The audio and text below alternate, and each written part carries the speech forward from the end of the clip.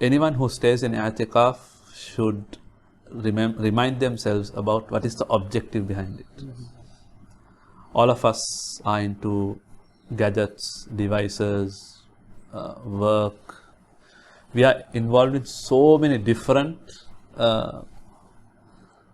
worldly pursuits every day. Entire year, nearly 345 days, if you have to take it according to the Islamic calendar. So, 10 days, it's like a period for you to detox. Get rid of everything. It's a spiritual retreat. Even you will come across professionals or motivational speakers when they advise the entrepreneurs. They say you need to detox. Get rid of your business. Get rid of your mobile, your emails. Stop checking all this. Go to some island. Go out. Travel somewhere and just be alone. They have different reasons why they want to do that. They say it's healthy for the mind. But we do this to get many advantages, and one of it is, it's a time for me to reflect. This 10 days of i'tikaf is a time for me to reflect about what is my relationship with my Creator. It is for me to ask myself, to analyze this, what are the sins I have in my life. Whereas all of us as human beings are struggling with sins. If we are to sit alone and write a list of sins we are struggling with, all of us will have a long list of sins. And this spiritual retreat, this i'tikaf, is a moment for us to go through, prepare that list, go through that list and talk to Allah about, Ya Allah, I want to get rid of this sin. There are some sins which are totally private, which nobody on the face of this earth knows about. Youngsters have it, married ones have it, old elders have it. They know the sin. This i'tikaf is a moment for us to sit and reflect about what is my relationship with Allah and what are the barriers which are stopping me from attaining it. One, we focus a lot on good deeds. We have to. Qiyamul Layl, recitation of the Quran, but there is another aspect, لَعَلَّكُمْ تَتَّقُونَ. As the Shaykh mentioned, yes, along with that we have other areas as well. How can I protect myself from the hellfire?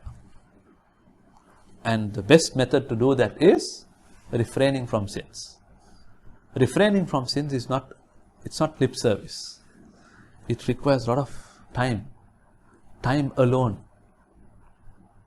One is dua, the other is conversation with Allah. Due to our busy schedules in our life, we hardly have time for conversation with Allah.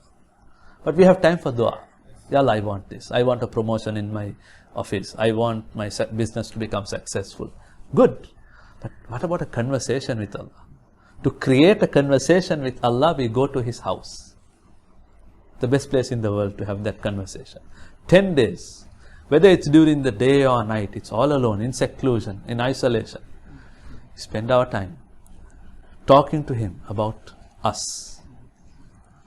And once who successfully spend these 10 days in the masjid in this manner, with various other guidance given by the imams who stay in the masjid, these people, on the day of the Eid, the spiritual joy, that ecstasy they have, cannot be expressed by words.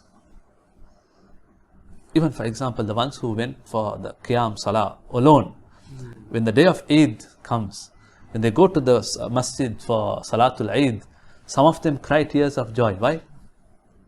Last 10 days I invested my best. I did my best. I never missed my Taraweeh last 10 days. They are so happy when Eid comes, they are crying tears of joy. If a person was able to spend the last 10 days in a private conversation with Allah on a daily basis, about mentioning about his weaknesses, his sins, his needs, imagine what type of Eid he will have. So let's look at it. We can look at i'tikaf from various different dimensions, but this is one side of it. As a beginner, youngsters, some of us might be hearing this word for the first time in our lives. Some of us have heard about it in Jummah Salah, in the Jummah Khutbah, sorry. Where do I start? Very simple. Very simple. You do I would say the ideal scenario is you disconnect yourself and seclude yourself in the masjid. That is the ideal scenario. We have to promote that. But then somebody can come and say, no, I cannot leave my office. I haven't got, permission from my work for 10 days. Right? I keep niyyah on my personal level. I'm going to tell my family, iftar last 10 days, I'm going to be at the masjid. Iftar last 10 days, I will be at the masjid.